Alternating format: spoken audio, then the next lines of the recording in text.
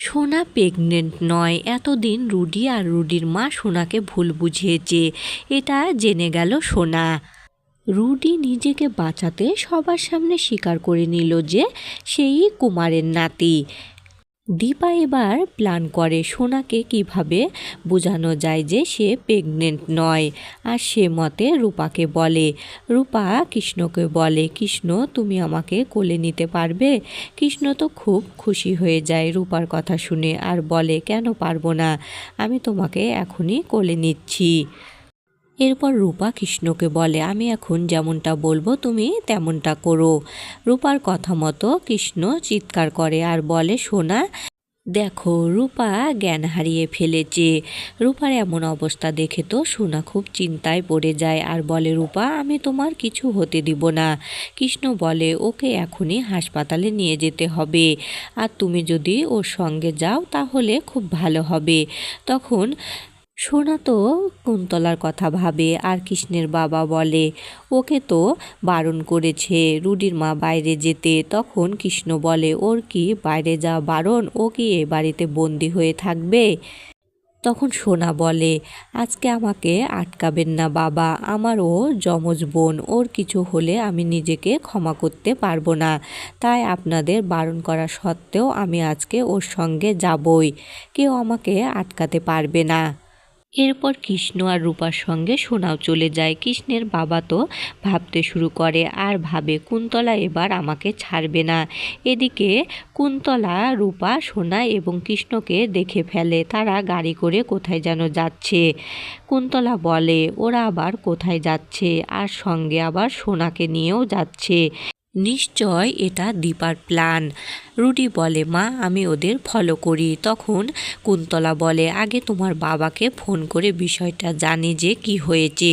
এরপর কুন্তলা কৃষ্ণের বাবাকে ফোন দেয় আর বলে, সোনা কি করে বাইরে বের হলো। তখন রুডির বাবা বলে, আমি তো ওকে যেতে দিতে চাইনি, কিন্তু রূপা অসুস্থ হয়ে গিয়েছিল আর সোনার কোনো দোষ নেই, রূপার জন্যই সোনা গিয়েছে।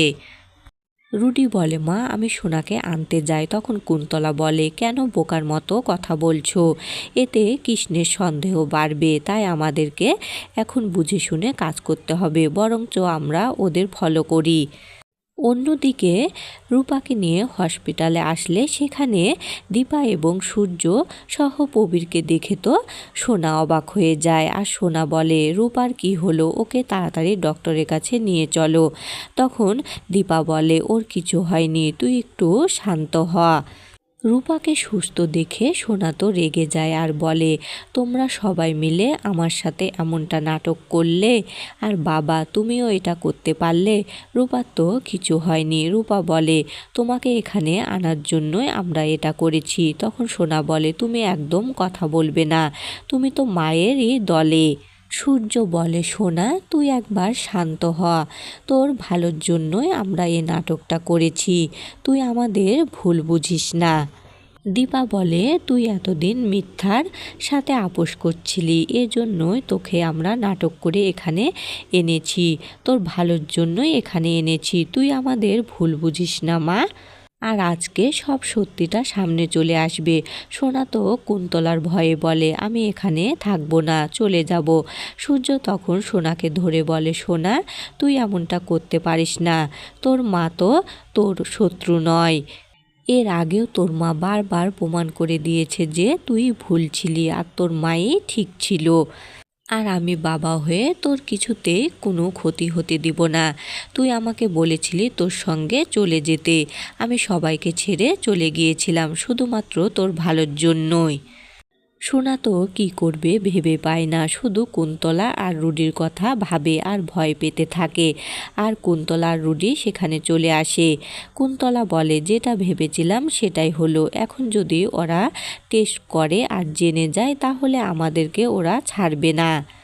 প্রবীরও সোনাকে অনুরোধ করে আর বলে, দিদি ভাই তোমার ভালোর জন্যই আমরা এমনটা করেছি, তুমি দয়া করে রাজি হয়ে যাও। দীপা সোনাকে বলে, সোনা তুই আজকের মতো আমার কথাটা শোন, তুই যদি সঠিক প্রমাণিত হোস তাহলে আমি তোর জীবন নিয়ে আর কখনোই নাক গলাবো না। তুই আজকে আমার এই কথাটা রাখ আর তুই পরীক্ষাটা করেই নে। ওরা তোকে দিনের পর দিন ও বাড়িতে আটকে রাখার জন্যই এমনটা করেছে। সবার কথা রাখতে এবার সোনা সিদ্ধান্ত নেয় সে পরীক্ষা করবে, তাই সোনা পরীক্ষা করতে যায়। এদিকে তো রুডির মা রেগে যায় আর বলে, আমি পারলাম না সোনাকে আটকে রাখতে, এবার সোনা যদি সবটা ফাঁস করে দেয়। তখন রুডি বলে, মা তুমি চিন্তা করো না, আমি যে করেই হোক বিষয়টিকে সামলে নিব। অন্যদিকে সোনা জানতে পারে যে সে প্রেগনেন্ট নয়। এতদিন রুডি আর রুডির মা তাকে ভুল বুঝাচ্ছিল। এটা জানার পর সোনা একদম ভেঙে পড়ে আর বলে যে আমি এতদিন কি ভুলটাই না করেছি, আর মাকে আমি অবিশ্বাস করে ভুল করেছি। মা তুমি আমাকে ক্ষমা করে দাও, আমি তোমার কথা শুনিনি। সূর্যের কাকিয়া সোনার মুখে এমন কথা শুনে বলে, সোনা তুই কি একটুও বুঝতে পারিসনি? তুই কি করে এত বড় ভুলটা করলি?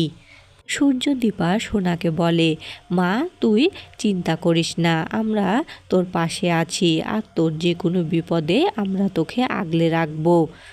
অন্যদিকে রূপা কৃষ্ণকে বলে, কৃষ্ণ তোমাকে অনেক অনেক ধন্যবাদ, তুমি না থাকলে আমরা সোনার ভুলটা কিছুতে ভাঙাতে পারতাম না। তখন কৃষ্ণ বলে, তোমার এবং তোমার পরিবারের আমি সবসময় পাশে থাকবো।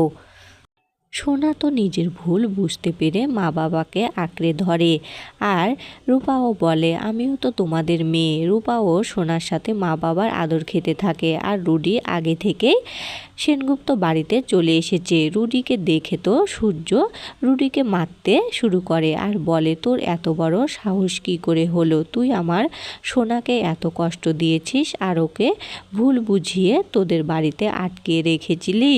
উর্মি বলে, দাদা ওকে না মেরে ও কি বলতে চাইছে একবার শুনুন। রুডি বলে, আমাকে মারতে হয় মারুন, আমি হলো কুমারের নাতি আর সোনা প্রেগনেন্ট নয়। সেনগুপ্ত পরিবারের ক্ষতি করার জন্যই আমরা এই নাটকটা সাজিয়েছিলাম। আর মামনি যেটা বলেছিল সেটা ঠিকই, কুমার বেঁচে আছে। আর সোনা আমি তোমাকে মুক্ত করে দিতে চাই, আমি চাই না আমার সঙ্গে থেকে তুমি কষ্ট পাও। আমি একটা ডিভোর্স পেপার এনেছি আর এটাতে সই করে দিয়েছি। আমি চাই না যে তুমি বিধবা হও, তার আগে তুমি এই ডিভোর্স পেপারে সাইন করে দাও, কারণ আমি বিষ খেয়েছি। রুডির এমন কথা শুনে সোনার মনটা কিছুটা গলে যায়। সোনা বলে, রুডি তুমি এমন করলে কেন? তুমি কি করে এটা করতে পারলে?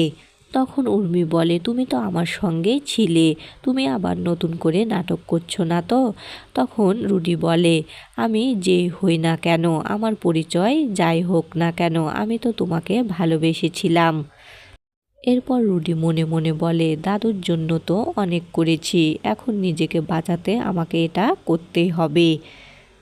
এরপর রুডি পড়ে যেতে লাগে আর সোনা তো রুডিকে ধরে নেয়। সূর্য বলে, সবাই চলো রুডিকে নিয়ে হসপিটালে যাওয়া যাক।